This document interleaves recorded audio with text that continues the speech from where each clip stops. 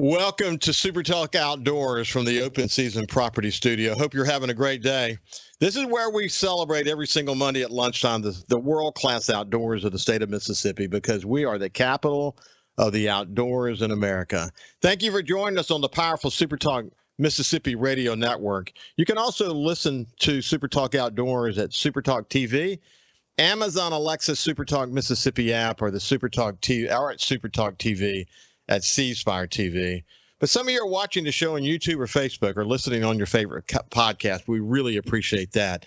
It is September the 16th, 2024. Hey, listen, I'm looking at my producer, Cal Curley, and I'm thinking not everybody across the state are Saints fans, but you ought to be. I'm an absolute Who Dat member for sure, and love the New Orleans Saints. Man, they played two amazing games, annihilated Dallas over the weekend, and then they come back for a home game, and I'm looking at my buddy Kyle, who does the music in the Superdome during the Saints games. He's got his work cut out for them. Don't you, Kyle? Yes, I do. It's going to be a fun week getting ready. I loved the way that the players referred to the music. That is so awesome, man. You're part of the team, Kyle. So we're excited for you. We're gonna be praying that you get that music figured out for sure for the next game. Apparently, I trolled Bryce Young in that first week by playing my own worst enemy after he incompleted a pass. So I love it. I love it, man. I love it. Listen, we talk a lot on the show about conservation. Anyway, thank you, Kyle. Appreciate you, my friend. You bet. We talk a lot about conservation and what I could refer to as protecting Mississippi's wildlife legacy. That's the goal of the Department of Wildlife, Fisheries, and Parks Foundation, to protect Mississippi's wildlife legacy. And we really buy into that here on this show. We're going to shine the light on the public process. That's what we do here, because I think it's important that we all pay closer attention to the Department of Wildlife, Fisheries, and Park Commission meetings, and that all of us sort of collectively come together to make sure that the laws and the policies that come out of our legislature and our commission are all about making sure we protect it for our kids and our kids' kids going forward. So this show's about focusing on Mississippi's outdoors and enjoying it and looking out after it, protecting it. You know, I love that. And I'm proud and humbled to be the voice of Mississippi's outdoors in this state. So speaking of our kids, I spent the weekend at our place up in the Mississippi Delta with my son Jordan. We had a great weekend. It was muddy, so muddy. It took me almost 2 hours to clean the truck and four-wheelers after the weekend. It was packed on. That Delta gumbo did its magic. But we had a great time. We did a lot of scouting, and we hung some bow stands, spent some time at the camp with our friend Mark Creech. It was a lot of fun. Mark's incidentally, he's building a mud room for us on the camp, and we've done the forming to get some concrete poured to have sort of an outdoor cooking area. But, that's the way it works, man. You're always, this time of year, everybody, whether you're an outdoorsman or outdoors woman, you're out there, you have a long list of projects that you want to be involved in. And that's kind of what we do this time of year. But, I look at my place in the Mississippi Delta as not a camp, not a hunting camp, but I look at it as a second home. So when I go there, I want to be proud of it. When I pull up, I want to feel the pressure release, and that way, my family and my grandkids and my good friends that hunt with me, when we go there, we can really sit back and relax and enjoy it. We had a great visit Saturday afternoon from my friends Penny and Dwight Dunn. They're terrific, and they actually invited us to go to dinner, come over to their house for dinner. We had to take a rain check. Sometimes there's just not enough hours in the day. But listen, 9 times out of 10, when Dwight and Penny invite us over for dinner, we're going to say yes, because the food's always going to be incredible and the hospitality even better. But I love my friends in the Mississippi Delta, and I know if you don't live in the Mississippi Delta and you travel there to go hunt and to do all the hunting preparation that we do, you probably have a bunch of wonderful friends too, and that's what makes the world go round. Hey, listen, you're going to want to listen to the second half of the show today for sure. Captain Richard Schmidt is going to be joining us from the Pelican at Chandelier. He's actually going to be coming to us from the Chandelier Islands this morning. And if you haven't heard of the Pelican, somewhere I used to go in the 1980s, it's a special place. And Richard's got a great story to tell, so he's going to be visiting with us then. So now let's shift gears. I'm really pleased to welcome back to SuperTalk Outdoors Pierce Young. Pierce is Assistant Coordinator of Wildlife Private Lands for the Department of Wildlife, Fisheries, and Parks, and someone I know is going to become a regular on this show. But Pierce, how you doing, my friend? I'm doing good. Just staying busy. Season's here, so we're staying busy. It's a busy time of year. Listen, for people who don't follow Pierce on his Facebook page, I would really encourage you to do it, because he's a guy who spent a career and an education understanding how to do things right. How to focus on making your land as beneficial to wildlife as it possibly can be. And he shares a lot of really, really good information. But I look at the people who interact on your Facebook page, Pierce, excuse me, and you got a lot of followers, but people like to be engaged with the content that you're posting, don't they? Oh, absolutely. I mean, I use Facebook, for work content, but I mean, wildlife management and wildlife hunting, that's all a passion for me.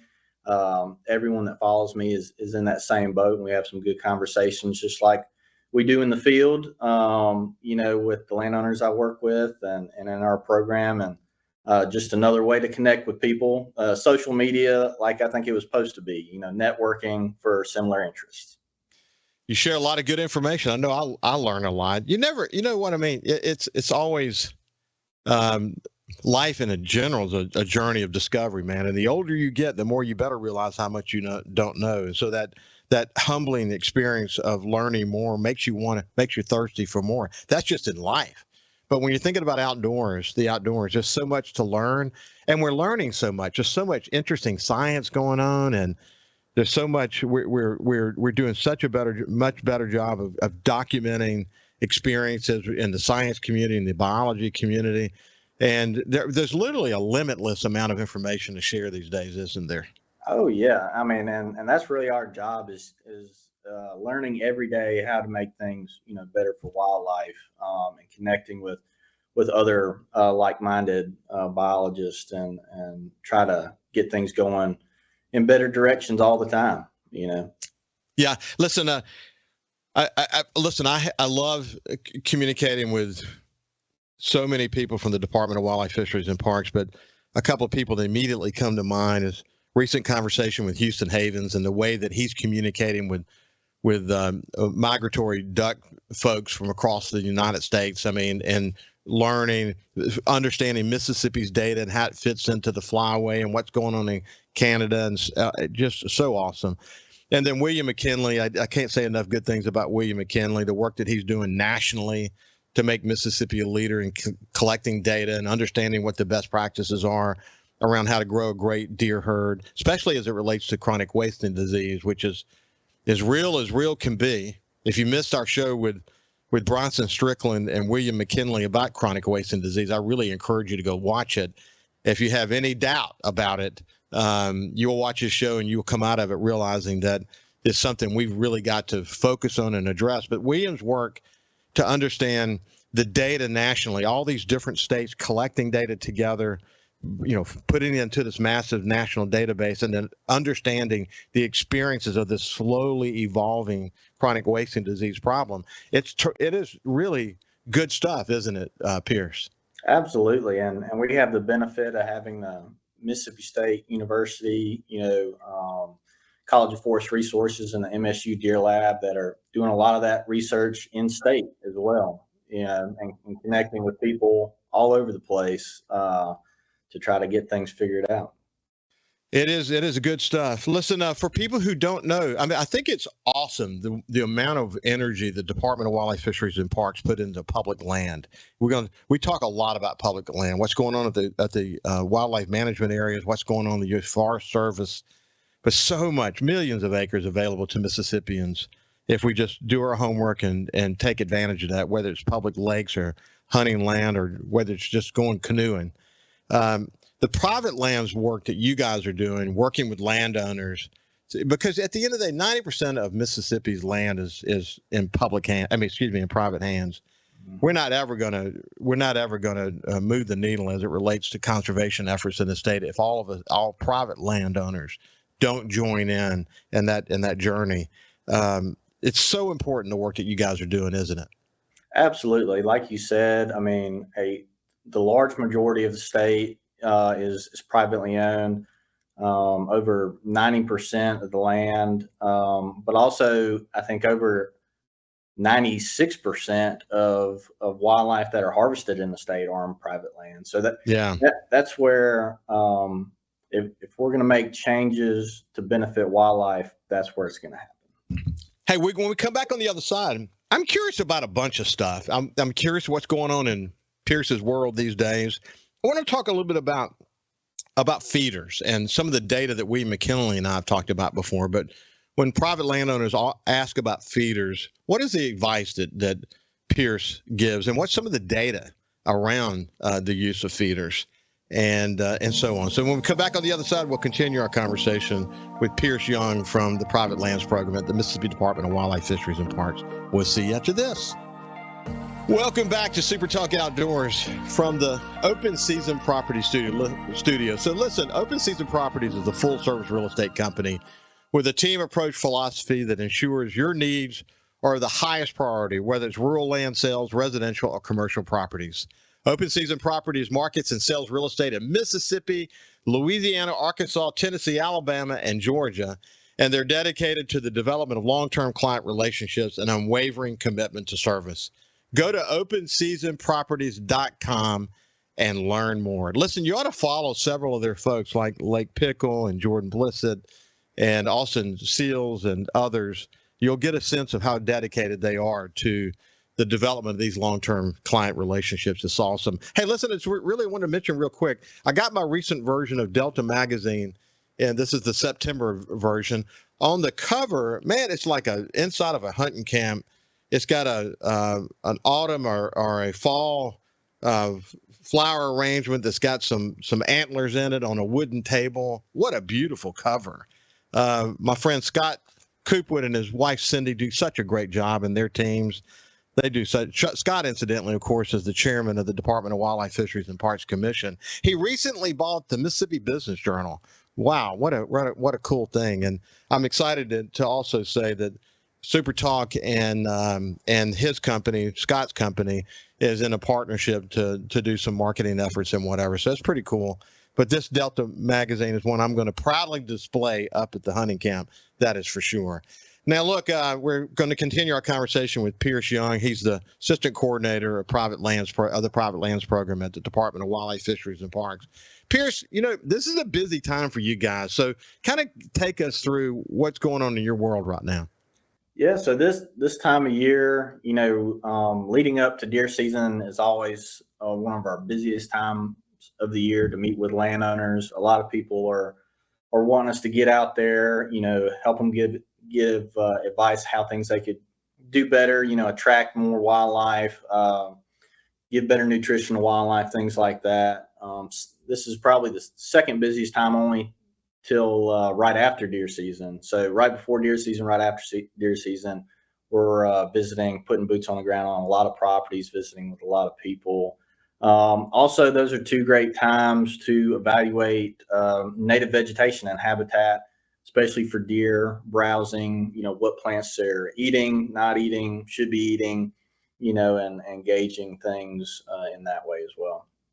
Hey, listen, my friends, Terry Waldrop and Travis Dunn and Jake Carter at their place, which is adjacent to some land that I lease. Great duck place, and they've got deer too. They did some summer plots, and man, the summer plots came up incredibly well. And it's going to be interesting because, if you do it right, you can really limit the amount of fertilizer you have to put out. So they're really focused on seeing how that goes. It's a big experiment, but they're early in the process. But the first batch of summer plots really came out well. But you preach those, don't you? Yeah, summer plots, especially for deer is a big way to move the needle. I mean, that's an important time of the year, especially the late summer stress period. But also it's a great way to have some early season, bow season attraction to your property, keeping some of those summer food plots, going. can be very attractive. I mean, that's a common question we get this time of year, in August, September, is what can I plant now to bow hunt over and, for the velvet season or early October. And there's not a lot of good options for that. You really got to plan on some kind of perennial plot or summer plot that you plant, the year before in the spring to get them coming, that year.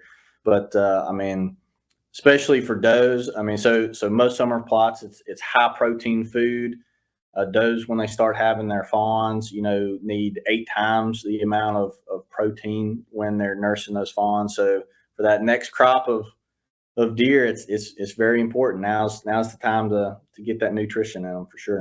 Hey, they're in them too. I mean, Terry sends photos pretty regularly. He's got cameras set up on these summer plots, and does and yearlings just kind of foraging through these summer plots, and they're high, man. Of course, he did a wide variety of seeds. I don't remember all that he planted, but just it's really been well. In fact, so much so that my son Jordan said, we're gonna do this in a much more broad rollout next year, because he's a big bow hunter, and he sees how much of an attractant it is, and what a great opportunity early in the season, man, before these deer, before they do the transition and before they start getting a lot of pressure on them.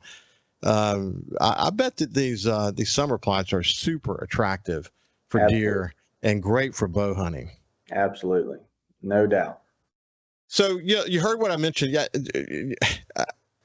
I've said that our use of feeders, while feeders are legal, I think eventually we've got to have a conversation in this state about supplemental feeding, just because of the CWD learnings. And that's not what this conversation is about. But I've said our use of feeders usually are on property lines where on the other side of the property line someone's using feeders.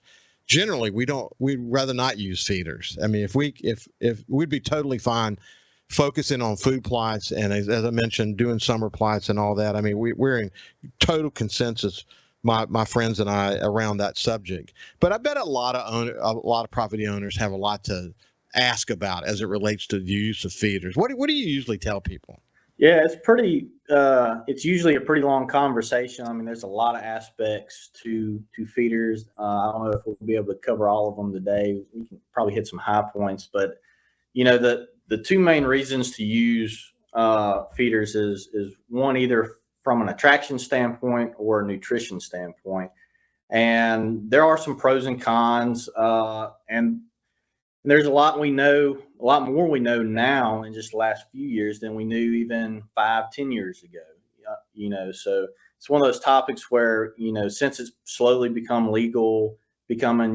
fully legal, to even bow hunt over in 2017, 2018 time period, we've all probably used feeders at some point, tried it out, and with the information we are continuously getting, the negatives, the risks are stacking up. The reasons not to do it are stacking up. There's definitely, from some research done in 2017 by MSU and our department, the estimated number of feeders back then was about a feeder per 500 acres. Now it's some preliminary results from MSU showing is closer to a feeder per 200 acres. So feeding in the state is been going up, and that means the risks are going up, as well. So. Yeah, listen, long before the issues around disease and what we're learning about that, especially as it relates to CWD, which chronic wasting disease is a real threat in our state, and there's not a solution for it now. We can't cure it yet. We got to wait for science to catch up. Our goal in the state of Mississippi is simply to slow it down, keep the prevalence down so that we can wait for science to catch up. Because if we don't do that, we got 1 or 2 counties in this state that are becoming the poster child for what we don't want to see in terms of prevalence of CWD. And I'm going to have a landowner on the show soon and let him talk about what his experience has been. And it's not a good story. And it will be the story we see across the state of Mississippi if we don't address this. But before we got into that, there was already data about bucks and how bucks, what feeders did to buck activity. And that's pretty compelling in and of itself, isn't it? It really is. There are some pros to feeding if done in a certain way in certain situations. So if you're protein feeding at a high level, and surveys have shown, in that 2017 study, that almost no one is doing it at a high enough level to even really make a difference from a protein feeding standpoint. And even then, it's not the feed so much that's important, it's the protein. And in Mississippi, we can get protein in other ways, like we were talking about, summer food plots, high in protein, clover, perennial plots, winter annual plots. Those can all be high protein for a much, much lower cost as well. All this research for the pros to feeding all come out of like South Texas, where they might be in like a 7-year drought. They can't plant food plots, and so they can see gains there. Here, there's other ways we can do it more efficiently, more effectively. And that's with protein feeding. Then the other side is, attraction, right? So that's we're really talking about corn feeding at that point, because you're not getting anything nutritionally out of corn feeding. In fact, that may be taking the place of some better quality food, in their diet. But the studies have shown, MSU have done some research on buck movements. We've done some surveys. There's been multiple other states that have looked at, is corn feeding helping you become successful? And each time it's no.